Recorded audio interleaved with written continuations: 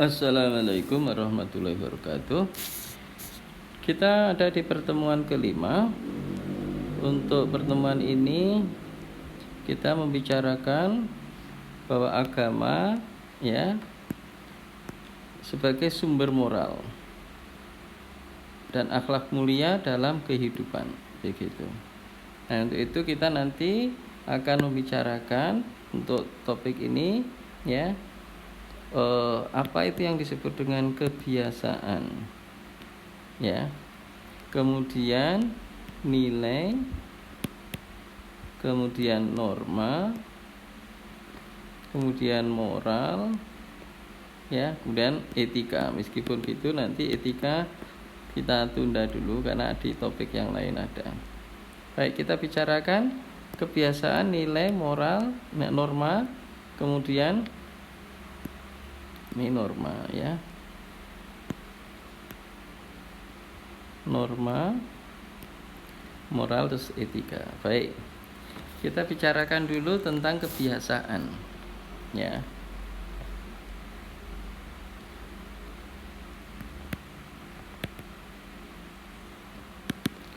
Kebiasaan tentu ya sebagai sesuatu yang biasa ada atau biasa dikerjakan, gitu ya. Sesuatu yang biasa itu tentu dilakukan ya, sebagai sesuatu yang dikerjakan, dilakukan berkali-kali ya, sudah berkali-kali,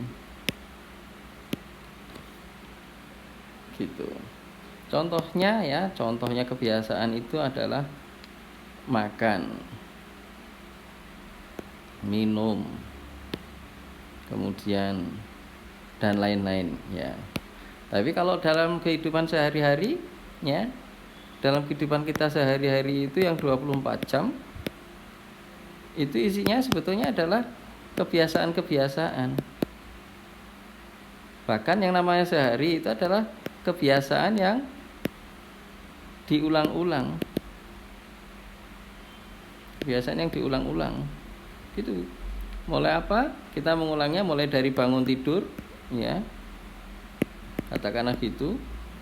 Pagi hari anggap aja bangun tidurnya jam 3 sampai tidur lagi, anggap aja tidurnya itu jam 22 begitu. Isinya activity terus ya di dalam hidup ini ya, sampai kemudian tidur lagi gitu ya. Tidur kemudian bangun lagi gitu seterusnya. Isinya adalah kebiasaan gitu. Tapi kebiasaan manusia ya itu bukan ala kadarnya ya, tidak ala kadarnya. Tapi kebiasaan ini ya akhirnya diwarnai. Siapa yang mewarnai? Yang mewarnai adalah disebut nilai gitu. Nilai itu ada nilai baik, ada nilai buruk gitu ya. Ini disebut nilai baik, nilai putih ya, ini hitam gitu. Jadi hitam putih itu nilainya. Oke.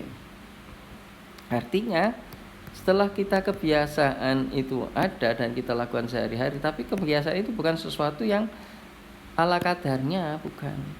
Tapi kebiasaan ini memiliki makna, ada maknanya, gitu. Apa maknanya itu? Yaitu ada yang memberi warna. Yang memberi warna apa? Nilai, gitu. Yang memberi warna nilai. Yang nilainya di sini adalah baik, buruk. Siapa memberi warna? Nah, di sini kita tahu kebiasaan yang disebut baik itu misalnya ya makan, misalnya makan pakai tangan kanan disebut baik atau positif atau putih. Tapi kalau makan pakai tangan kiri disebut buruk ya, atau negatif atau hitam. Ini dari mana nilai-nilai ini muncul gitu ya? Dari mana muncul? Tentu pertama kali dari orang tua. Gitu. Orang tua dari mana? Orang tua dari nenek, kakek nenek. Kakek nenek dari mana? Dari buyut. Gitu. Buyut dari mana? Dari orang tuanya buyut. Dan terus dan seterusnya, ya. Maka peristiwa ini semua itu kita kenal dengan apa yang disebut dengan tradisi. Atau kita sebut juga dengan budaya atau adat atau kultur gitu. Sehingga kalau kita melihat seperti ini, nilai ini berasal dari mana? Ya. Maka kita lihat nilai ini pertama kali asalnya dari kebiasaan, kita tahunya. Kebiasaan baik, kebiasaan buruk, begitu. Selain kebiasaan, ya, yang bisa memberi warna, kebiasaan atau tradisi ini tadi ya. Selain tradisi ataupun adat budaya yang bisa memberi warna adalah hukum, kemudian juga ilmu gitu. Hukum misalnya apa? Hukum misalnya naik ya lampu merah ya, lampu merah yang berhenti. Nah, ini baik gitu ya. Tapi kalau lampu merah jalan, ini buruk gitu kan. Nah, ilmu juga begitu. Misalnya ilmu apa? Ilmu kedokteran gitu ya. Kalau kita nyuntik benar itu baik, nyuntik salah ya buruk begitu. 4, etika ya, sumber ini adalah berasalnya dari mana, itu juga sumber nilai. Sumber nilai 1 kebiasaan, 2 hukum, 3 ilmu, 4 etika, yang 5 agama. Nah, begitu. 5 itu paling mendalam ya. Karena hakikatnya sumber dari sumber nilai semuanya itu yang 4 di atasnya itu adalah agama. Jadi gitu. Sehingga agama mengatur ya mana yang baik, mana yang buruk, atau yang benar, salah. Itu agama ngatur. Begitu. Nah, pada saat seperti itu kita sekarang mengenal apa itu ya nilai. Ya, kita sudah mengenal nilai. Ya. Oke, kita pertama kali kita mengenal kebiasaan, kemudian kita mengenal nilai.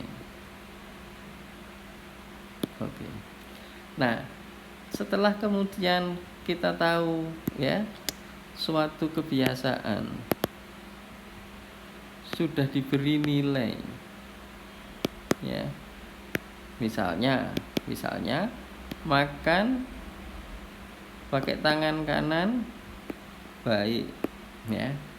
Ditulis makan pakai tangan kanan baik. Ditulis dalam satu kertas gitu toh. Supaya tidak lupa ya. Ini kemudian ditempel di dinding. Nah, di dinding ruang makan. Wah, itu ya. Supaya apa? Supaya tidak lupa. Ya, bahwasanya ya itu jadi tuntunan atau jadi pedoman. Ya. Atau jadi aturan. Gitu ya. Tuntunan, pedoman, aturan gitu ya. Supaya enggak lupa. Nah, nama lain dari pedoman, tuntunan atau aturan, ini nama lainnya adalah yang disebut dengan norma.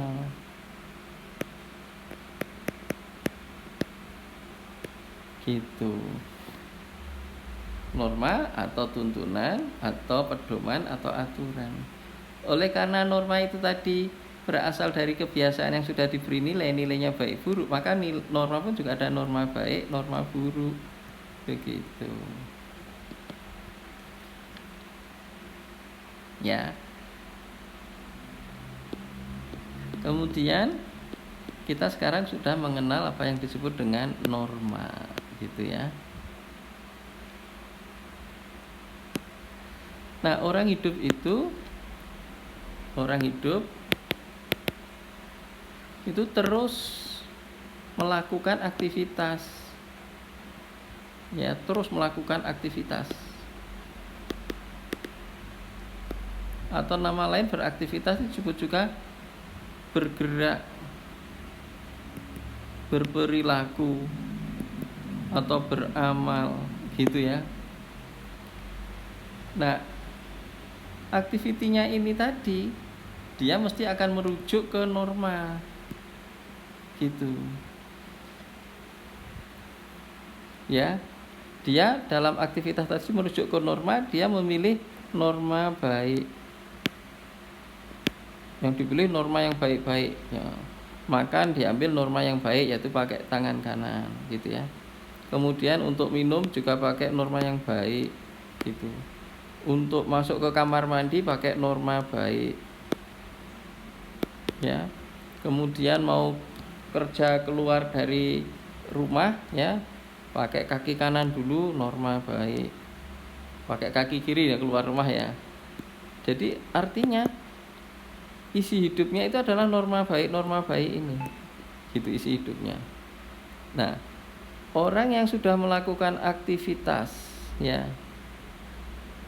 yang aktivitasnya itu isinya adalah mengikuti norma-norma baik, dia disebut bermoral baik, gitu. Jadi moral adalah aktualisasi norma,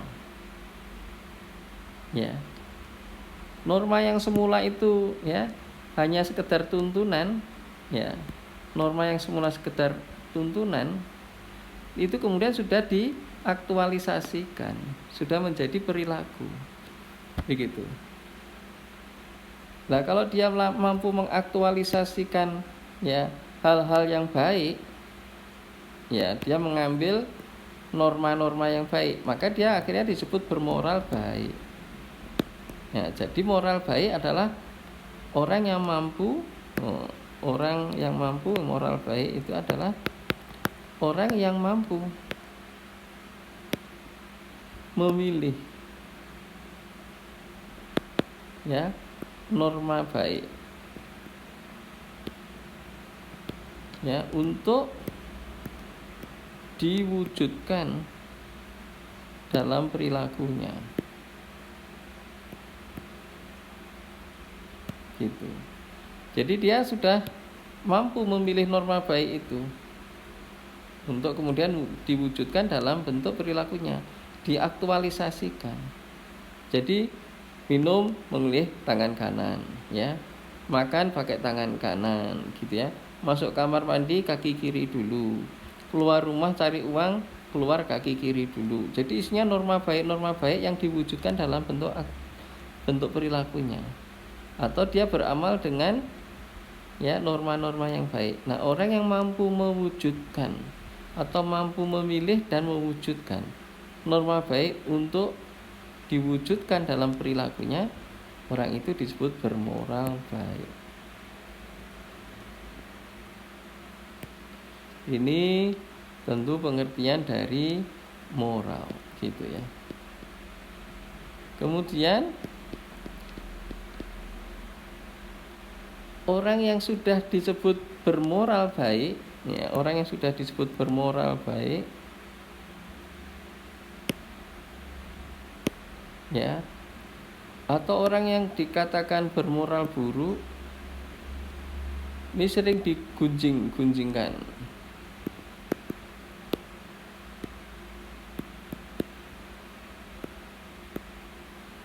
gitu ya, atau nama lainnya ngerasani, gitu ya.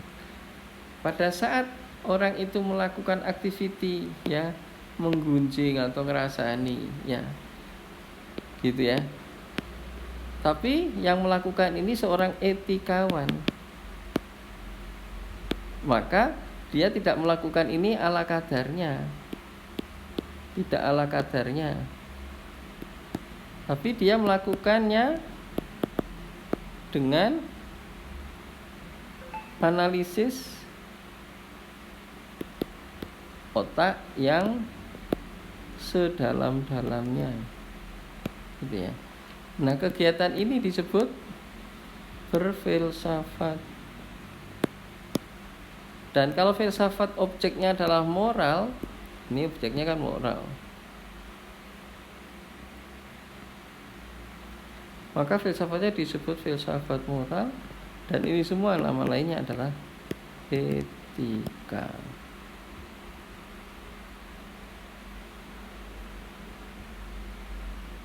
Halo? Oke, nah dari sini kita mengenal apa itu yang disebut dengan etika, gitu ya.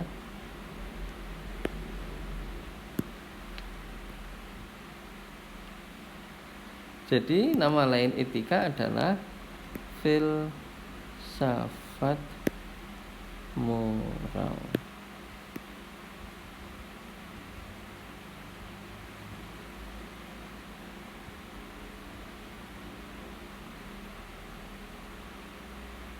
Baik, kita sudah bicarakan sampai dengan moral, etika. Nah, sekarang kita melihat akhlak mulia, ya.